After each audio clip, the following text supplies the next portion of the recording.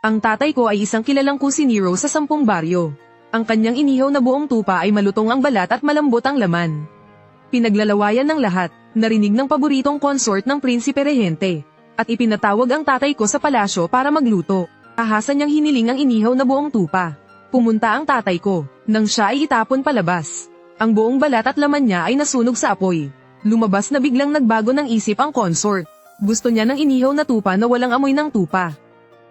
Nang malaman iyon ng nanay ko, ni isang luha ay hindi pamatak. Sa 2 buwan matapos mamatay ang tatay ko, dinala ng nanay ko ang lahat ng ipon ng pamilya. Pumunta sa bahay ni Aling Leo sa dulo ng eskinita. Ang matandang Leo ay isang pambihirang tao. Mayroon siyang mahiwagang mga kamay. Ang babaeng may asawa na, ay maaari niyang gawing dalagang walang bahid.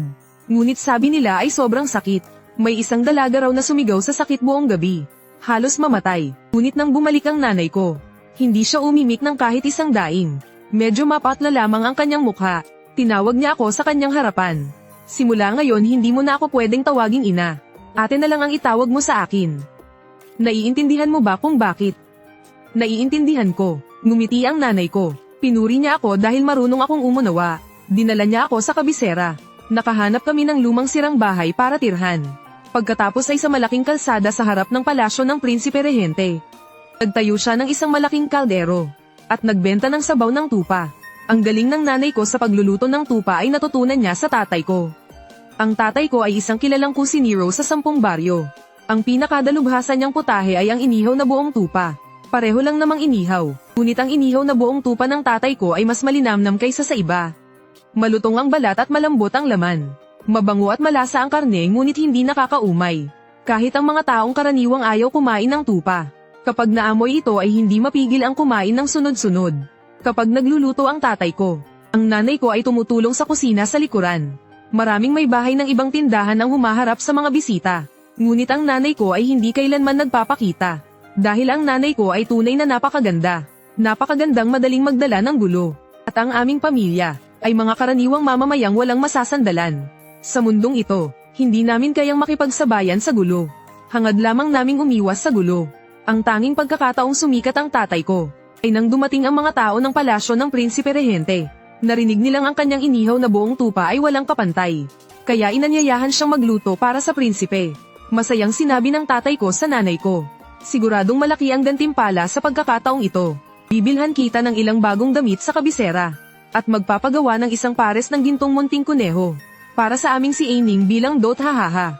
Tatay si Aining, bumalik na si tatay. Gusto ko ng munting kuneho. Hahaha, humawak ka ng mahigpit lilipad na ang munting kuneho natin. Kumapit ka mabuti hehe. Haya hahaha, aalis na ang matandang kabayo. Masayang binuhat ng tatay ko ako sa likod at tumakbo sa buong bahay. Ang nanay ko ay tumatawa habang sinasaway siya. Huwag mong pabayaan na madapa ang bata. Ang mga sandaling iyon ay parang panaginip. Kung alam ko lang sana ay hindi na ako humiling ng munting kuneho. Ang gusto ko lang ay ang tatay ko. Ang tatay ko ay itinapon ng mga alipin. Mula sa likurang pintuan ng palasyo ng prinsipe rehente. Maraming taong dumaraan sa kalsada. Ngunit walang ni isang naglakas loob na lumapit. Dahil isa na siyang taong nasunog. Itim na ang lahat ng balat at laman niya. Sa mga bitak ay dumadaloy ang dugo at nana. Sa huli isang mabait na kababayang matanda ang dumaan sa dilim. At isinakay siya sa kariton pa uwi. Lahat ay kasalanan ni Liu Muyaw. Lahat ay dahil sa kanya dahil lamang sa isang salita. Isang taong maayos ang buhay ay basta na lamang niya inihaw.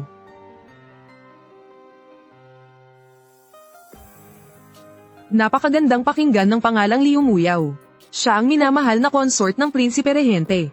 Ang pinakamagandang babae sa kabisera. Narinig kong kaya mong magluto ng tupa na walang kahit kaunting amoy. Huwag kang mag-alala mahal na ginang.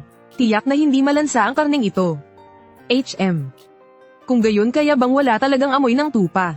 Ito ay inihaw na buong tupa. Paanong mawawala ng tuluyan ng amoy ng tupa? Ha?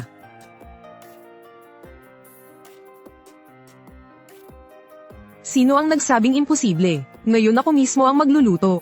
Gagawa ako ng inihaw na buong tupa na walang kahit anong amoy. Ano sa tingin mo?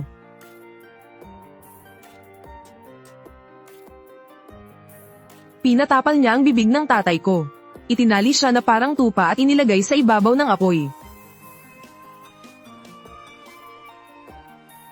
Hindi ba ito ang inihaw na buong tupa na walang amoy ng tupa? Sa huli tinitigan niya ang tatay kong sunog ang balat at punit ang laman. Sinabi ko ng matagal na hinding-hindi ako magiging consort. Pumayag pa nga ang mismong prinsipe. Sino ka ba para magsalita? Naglakas loob ka pang tawagin akong ginang. Pinakamalaking galit ni Liu Mengyao ang matawag na consort. Isa siyang ulilang walang ama at ina. Dinala siya pabalik ni Xiaoan mula sa digmaan. Magkasama silang nabuhay at muntik ng mamatay. Buhay ang ipinagpalit sa buhay. Napakalalim ng kanilang damdamin. Ngunit sa tahanan ni Xiaoan, mayroon na siyang legal na asawa na pinili ng magulang. Ang legal na asawang ito ay mula sa makapangyarihang angkan. Kahit wala silang gaanong pagmamahalan, hindi siya maaaring itaboy. Kaya ang tanging katayuan ni Liu Mengyao ay maging consort. Ngunit hindi niya iyon tinanggap. Hindi niya kikilalanin ang katayuang iyon. Ako at si Kuya An ay magkasamang nabuhay at muntik ng mamatay sa hilagang digmaan. Nangakong habang buhay na magsasama bilang mag-asawa. May mga bundok na may nyebe bilang saksi. Ngayon ay gusto ninyo akong gawing consort. Imposible iyon. Walang pakialam kung paano ako husgahan ng mundo. Basta ituring mo akong nag-iisang asawa. Si Xiaoan ay parehong naantig at nakadama ng pagkakasala. Naantig sa wagas na damdamin ni Liu Mengyao. At nakonsensya dahil itinago niya noon ang katotohanan. Na siya ay may asawa na. Kaya lalo pa niyang pinakitunguhan siya ng mabuti. Kapag sinabi ni Liu Mengyao na gusto niyang kumain ng isda, agad siyang magpapadala ng mga tao hanggang Jiangnan. At magdadala pabalik ng sariwang isda at hipon ng buong bilis. Kapag siya ay nilalagnat o masama ang pakiramdam, si Xiaoan ay hindi papasok sa hukuman at mananatili sa tabi niya. Tungkol naman sa kanyang masamang loob, na nagresulta sa pag-ihaw sa isang inosenteng mamamayan. Para kay Xiaoan, kahit medyo nakakabahala, hindi naman iyon itinuturing na malaking bagay. Ang pinaka-iniintindi ni Mengyao ay ang katayuan. Kasalanan din ng taong iyon na hindi marunong magsalita, dahil wala namang namatay. Sabihin kay tagapamahala siya na magbigay na lang ng mas maraming pilak pampagamot.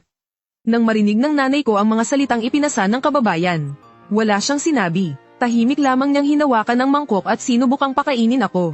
Tatay, uminom ka ng tubig. Hindi na makainom ang tatay ko.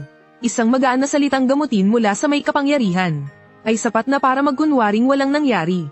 Ngunit ang isang tao, na 6 o 70% ng balat ay sunog at may nana. Paano pa iyon magagamot? Ginawa ko na ang lahat. Magpakatatag ka na, ining na ina. Pagkatapos ay pumikit siya. Sa totoo lang matagal na sanang pumanaw ang tatay ko. Ang dahilan kung bakit niya kinaya ang huling hininga, ay dahil may nais siyang sabihin sa nanay ko. Huwag na huwag mong. Alam ko na huwag maghayganti. Huwag kang mag-alala, hindi ko ilalagay sa panganib ang sarili ko. Siya ay ang prinsipe rehente. Kahit ang emperador ay nagbibigay sa kanya ng galang. Isa lang akong karaniwang babae, ilang buhay ba ang mayroon ako para maghayganti para sa iyo? Ako.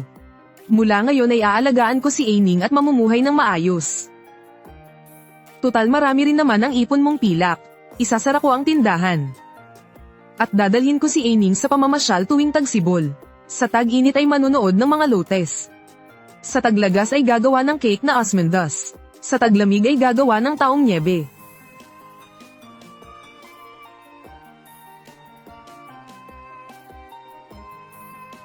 Matulog ka na. Paggising mo ako pa rin ang magiging asawa mo.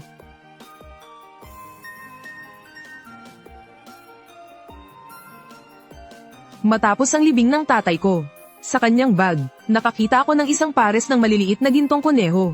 Mahigpit ko silang niyakap sa aking dibdib. Hinugasan ng luha ang mga bakas sa mga kuneho. Gusto kong pumunta sa lungsod. Tumingin ang nanay ko sa mga papel na perang lumilipad sa hangin.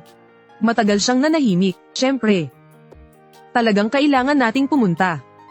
Sabi ng mga tao, mahal ang bigas sa lungsod. Hindi madaling manirahan sa lungsod.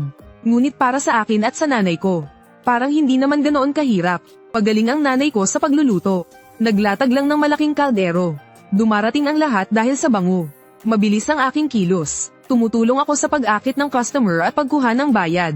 Ginoo, masarap ang inyong sabaw ng tupa, bumalik po kayo. Maputi at malapot ang sabaw ng tupa. May bodbod na berdeng sibuyas. Napakasarap. Napakasigla rin ang aming negosyo. Hanggang sa isang araw, kakabuhat ko pa lamang ng sabaw. Bigla akong sinipan ng malakas sa likod ng baywang.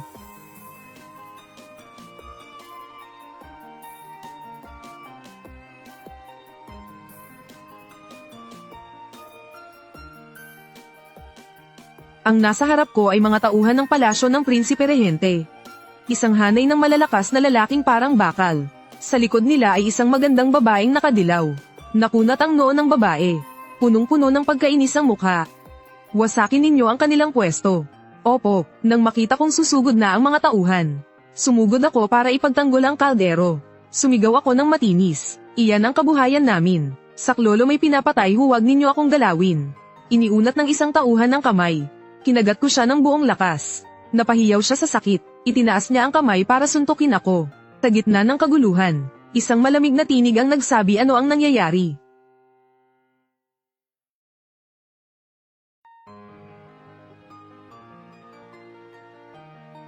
Iginagalang ko ang prinsipe. Ang prinsipe rehente ang tiyuhin ng kasalukuyang emperador na si Xiaoan. Sa malinaw na langit at lupa, sa mahalagang lugar na ito, ginagawa ninyo itong parang may papatay at magsusunog. Ano ang itsura ninyo? Bakit siya nandito? Kuyaan, alam mo naman. Pinakaayaw ko ang amoy ng karne ng tupa. Gusto ko sanang makiusap kung maaari silang lumipat ng mas malayo. Hindi ko inakalang kakagat agad ang batang ito. Hindi sinasadya ng mga tauhan ko na matapan ang sabaw. Tauhan ng Xing. Agad na itinaas ang dugong-dugong kamay na kinagat ko. Upang magpatotoo para kay Liu Muyaw. Bamantong hininga si Xiaoan. Kung ganoon, tulungan ninyo silang ilipat ang pwesto. Agad na lumapit ang dalawang tauhan at hinayla ang nanay ko. Pinili tumayo ng nanay ko. Ngunit muli siyang napaupo. Bamuka ang leleyan ng palda. Nalantad ang dalawang binting na mumula sa paso. At sa paghila, nahulog ang sombrero mula sa ulo niya. Lumantad din ang kanyang mukha. Sabi nga kahit payak ang bihis, hindi may tatago ang pambihirang ganda. Saglit na natigilan ang dalawang humihila sa kanya. Pati si Xiaoan ay bahagyang natigilan. Lalo pa at ang isang magandang babaeng may luha ay mas nagiging kaawa-awa. Pinipigilan ng nanay ko ang luha. Dahan-dahan siyang tumayo at yumuko kay Xiaoan. Ang hamak na ako ay may malaking kasalanan. Agad po kaming lilipat sa malayo. Hinding-hindi nahaharap sa mga mahal na tao. Sa isang saglit, napansin kong kusang iniunat ni Xiaoan ang kanyang kamay. Parang nais tulungan ng nanay ko. Ngunit agad din niyang binawi ang kamay. Ang tagpong iyon ay nakita rin ni Liu Muyaw. Nakatayo siya sa likod ni Xiaoan. Masamang titig ang nakatuon sa amin. Lumipat si nanay kasama ako sa West Street. Umupa kami ng isang maliit na tindahan bilang pansamantalang tirahan. Liblib ang lugar na ito. Bihira ang mga parokyana. Halos wala kaming kinikita sa isang araw. Pumunta ako sa mga bundok sa paligid para mamitis ng halamang gamot. Gusto kong ipahid sa nanay ko. Para gaman ang pakiramdam niya. Hinalikan ni nanay ang aking noo. Ngunit itinapon niya ang mga halamang gamot sa apoy. Hindi maaaring gamitin. Naiintindihan ko ang ibig niyang sabihin. Ngunit hindi ko mapigil ang mamula ang mga mata. Pinakamamahal ni tatay ang nanay ko. Kahit kaunting gasgas lang ay sobra na siyang nag-aalala. Kung makita niyang ganito ang paso ni nanay, gaano kaya siya masasaktan? Ito ay marahil wala pang ikasampung bahagi ng sakit niya noon. Hindi pa tapos magsalita si nanay. May narinig na kalabog ng mga kaldero at mangkok sa harapan. Tumakbo ako sa harapan, at nakita ko si Liu Mengyao. May dala siyang mahigit 10 alalay at matatandang babae. Ang mga matatandang babae ay itinumba ang mga mesa at silyang pinaghirapan naming bilhin. Nagkalat sa sahig ang mga gamit sa kusina. Ano ang ginagawa ninyo? HMP. Nasaan ang babaeng umakit sa prinsipe? Hinayla palabas si nanay mula sa likuran. Hindi pa magaling ang mga sugat niya. Hindi siya makalakad ng maayos. Ang dalawang napasong binti ay kinakalagkad sa magaspang na sahig. Pabilis na namansahan ng dugo ang leleyan. Munting ganda. Akala mo hindi ko mapapansin. Umaasa ka sa kaunting kagandahan mo. At nagpapanggap na kaawa-awa sa harap ng prinsipe. Kung hindi kita tuturuan ng leksyon ngayon, hindi ka titigil sa pag-iisip na umakyat sa kama. Dalawang babae ang humawak sa nanay ko sa magkabilang gilid. Hinugot ni Liu Mengyao ang gintong sukli at ihahampas sana sa mukha ni nanay. Huwag. Mahal na tao, nakikiusap ako. Walang ginawang masama ang ate ko, nakikiusap ako. Kung may papatayin ako na lang. Huwag patayin ang ate ko. Nagalit ng husto si Liu Mengyao. Muntik nang itusok sa katawan ko ang gintong karayom.